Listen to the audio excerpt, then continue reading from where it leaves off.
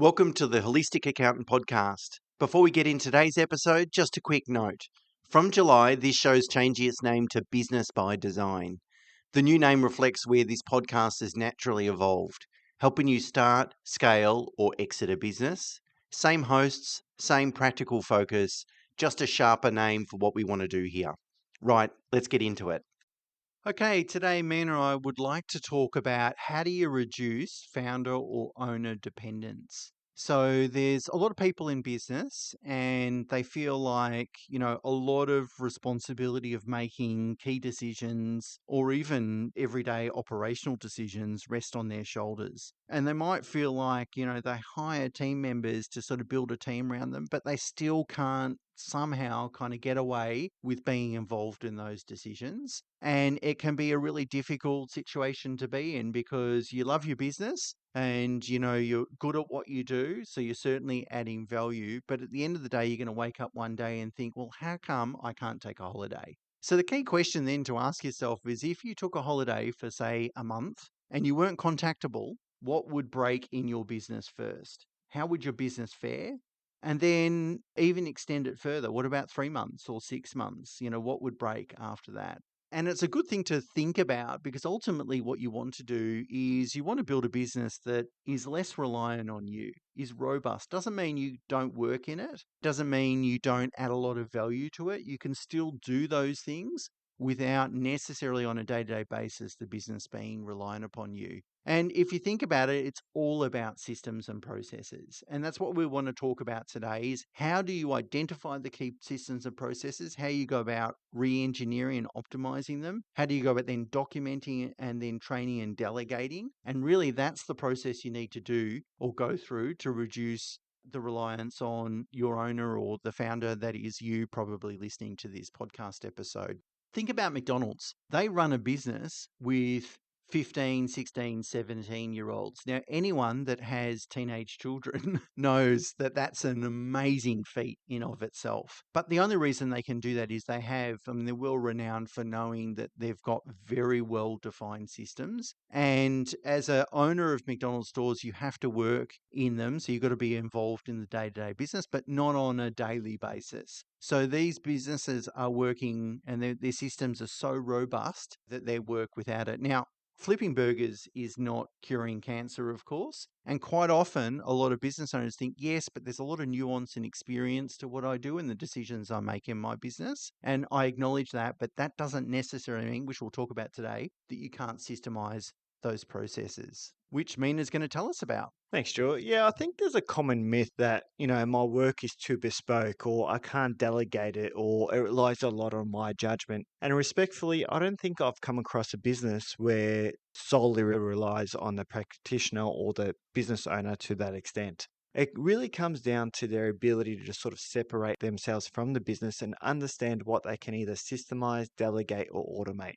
It's really important to understand where the real issue lies, where sort of the decision making process really breaks down. And what Stuart mentioned before is that you don't really get to know that process until you actually step away from your business, until you actually go on a holiday or force your staff to actually make those decisions for you. For example, we're working on a business at the moment in terms of succession planning that's quite niche in its sort of industry. There's not a lot of buyers for that industry, for that business, and there's not a lot of people that know how to sort of operate it. Now, it's a very successful business, does very well because it's quite niche. Then the owners have actually been involved in the business, I think, is it more than 30 years, Stuart? So they're very sort of attached to the business. Now, we're working on a succession plan at the moment that sort of breaks down the processes for them. The biggest problem that most businesses have is that they can't actually do that.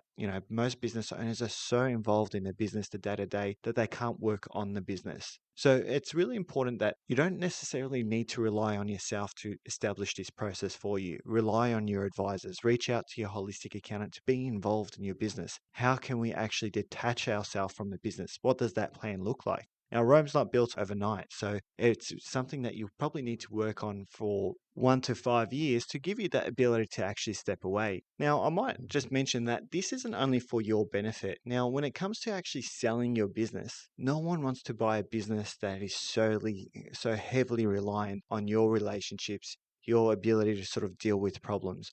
It's really important to know that people, when they come in, they would love a business that's run under management. They would love a business that's got highly systemized processes that they can actually sort of walk in and not worry about, okay, with the business owner gone and making those decisions, that we're going to get a drop in revenue or profitability. So it's really important to understand and have those conversations with your holistic accountant to understand, how can I detach myself from the business? That's right, Mena, and it starts with documenting systems and having really robust processes within your business. And that can be a little overwhelming because people might think, oh my God, how do I document every system and process in my business? I'm going to end up with an 80-page operations manual. That's a big task. That's going to take me more than a year to do. It's a crazy thing to think about. Well, we're going to talk today in today's episode about how you go about doing that in a way that is as efficient as possible using all the technology tools that are available to us today. It's not that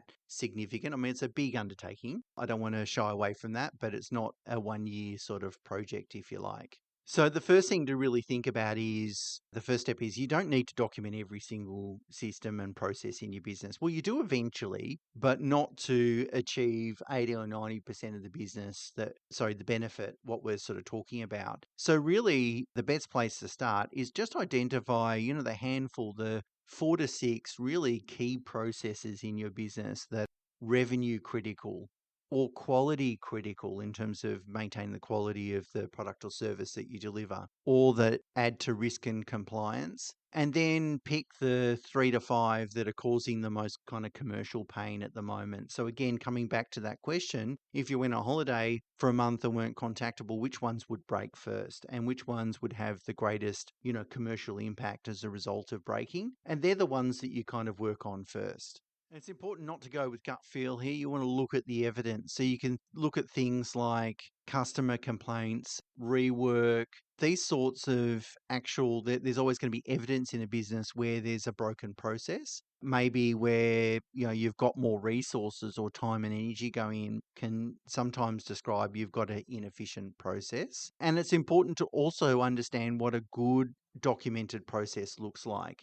So you want to have clear triggers. When does this process start? When does it end? Defined inputs. So we need to know, okay, this process starts when all these things have been already done. And most importantly, what does done look like? So how does the person that's running that process in your business know that they've completed the process? So having a clear communication, unambiguous communication of what done looks like is key, as well as making sure there's some quality control checks built into that process to make sure not only is a process looking to maximize efficiency, but maximize efficiency without diminishing quality. And remember, the key thing here is to identify the processes in your business that are broken the most. So it's not about just tinkering with them. It could be about re-engineering them completely. But ultimately, what you're trying to do is build the most efficient process, as I said, that doesn't diminish quality.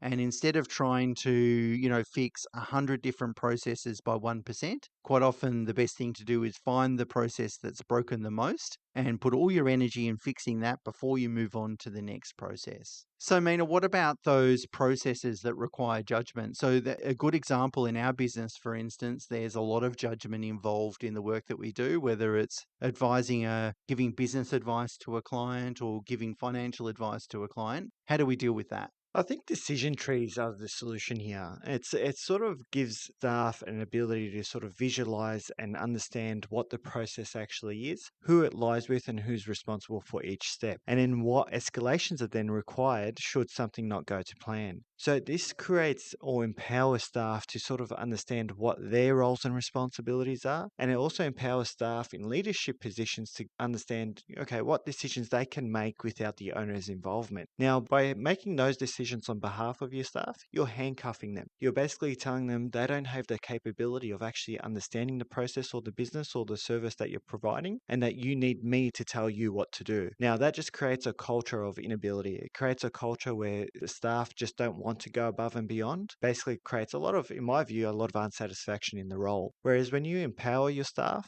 to understand the roles and responsibilities and what they can and can't do, they tend to step up. Well, the right people tend to step up to the role. So, and then it basically frees you up. And then I think it's really important to then establish a case library. It's really important to understand, okay, let's use real life examples where something really sort of was elaborate or unique in nature and how we approach that. Who did what in what process and what the outcome or decision was. So that way it sort of results in a decision framework. It sort of establishes what was important in that context and what we did to resolve the solution. Now, I think what owners fear the most is a sort of 80, 90 page sort of operations manuals, Stuart. So what do you think owners should do in that regard? Yeah, that's a common fear, right? Because once you write the 80-page document, who's going to keep it up to date? Like things change all the time, and it feels like it's a massive undertaking. And I think when we look at system process design and then system process documentation, I think we've got to look at it as an ongoing process. It's not just something that I do today and then good, I tick it, it's done, and I think my business is done. I can go and retire and come back in 10 years' time and everything's still going to be great. The reality is a lot of things move within our business, customer expectations, the product we're delivering, the team members, the tools and technology that we're using in a business. So it's an ongoing process. And what we can do is use technology and tools to our advantage. So around process documentation, you want to make that, okay, these are the steps that we need to go through in order to deliver this product or outcome or to do this step in the overall process of delivering a product or service. That should be clearly documented somewhere. Sometimes, depending on the process, you might be able to use software for that is sort of task-based software that allows you to sort of complete that step and go to the next step. It's very sort of common in businesses. It could be checklists and use of templates, these sorts of things. In our business, quite often we use screen record videos, which are really good because it allows you to communicate a lot in a relatively short space of time, and you can feed the transcripts of those videos into AI and produce other sort of templated documents like a process map or quite a detailed sort of written process document. And that can be much easier to go back and have a look at, particularly if a team member, I just forgot what step, what happens here, or how do I click this, or how do I do that? Rather than listening to the whole video or trying to find the little bit in the video where you talk about that, it's easy to go through a searchable document. So, but I think the best thing to really think about is put aside this old idea of an operations manual sitting on a bookshelf in a sort of lever arch folder that's an 80-page document. That's sort of old now. What we want to do is build the documentation of a process, hopefully within the technology systems that we utilize, whether that's putting it on SharePoint or putting it into your CRM system or making it part of an automated process in your CRM system, and then using all the tools that you've got available to you, like screen video record sort of software, which are great these days because they produce a transcript, and then AI to produce the required documents. But that's just one step, Mena. So it's great to obviously document those processes, but that's kind of half the job, isn't it? That's right. Every process needs an owner, and that owner shouldn't only sort of be a documented process, but from my perspective, every owner should actually understand the why. Because it shouldn't just be a process, because a process might work well for 95% of the time, but where sort of 5% of judgment sort of lies is in the why. So if the process owner understands what the intended outcome is, what we're trying to achieve in the business, then they can genuinely make a sort of a good decision from there so that you're not involved. It empowers the right people. So it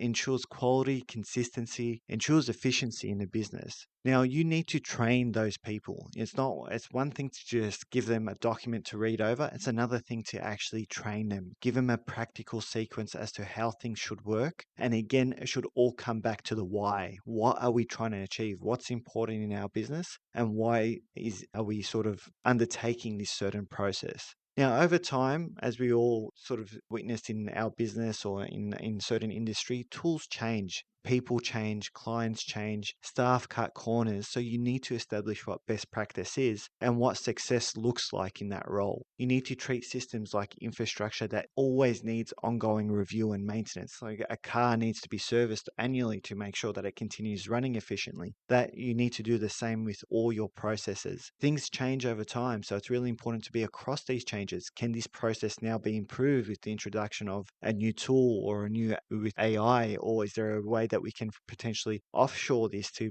establish certain efficiencies. It's really important for this founder to step back all the time, to look back at the process and understand how we can actually improve this. Now, the owners tend to find it hard to actually let go of this, whereas what we've found is once there's a working system in place, the owner can then step back. The owner can then work on the business rather than in the business and enjoy the actual profits of it. So if you're in a situation where you feel like your business is just too reliant on you and you can't take that holiday test, or maybe you can take the holiday but you'd like to take longer holidays, or be in a situation where you don't feel like all the responsibility rests on your shoulders, the first thing to do is measure the type of decisions or questions that you're getting in a month, and probably write them down or keep some sort of track. Like Mena said, you can't manage what you don't measure, and it's important to work on evidence rather than gut feeling. The next step then is, once you've got a good sort of feeling on what these questions are, then you can identify the reoccurring kind of low risk questions. Quite often they're a sign that you can turn it into a rule or a policy or a threshold or a better sort of documented system.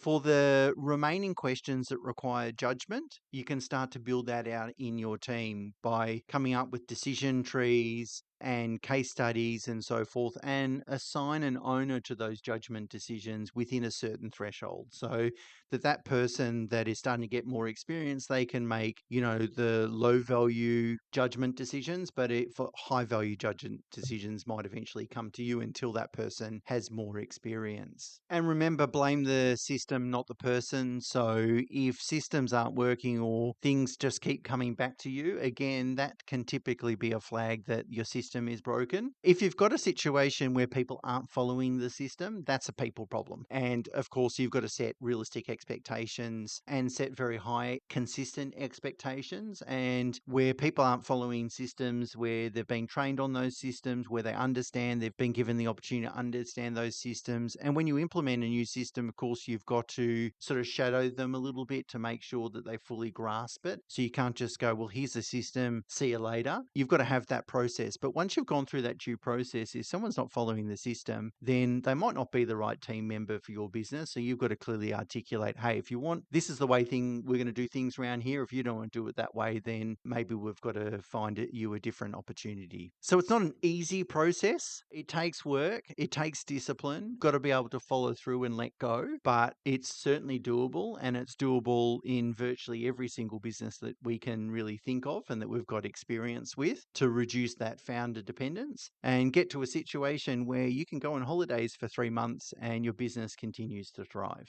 Okay, we'll leave it there for today. Until next week, bye for now. Thanks for listening. We're dedicated to producing practical, valuable insights for business owners, and this show grows through people like you. So if you found something useful today, the best way to help us and pay it forward is to leave a rating and review where you listen to your podcasts. It only takes a minute and it will genuinely help us. Also, if you know a business owner who would benefit, please share this episode with them.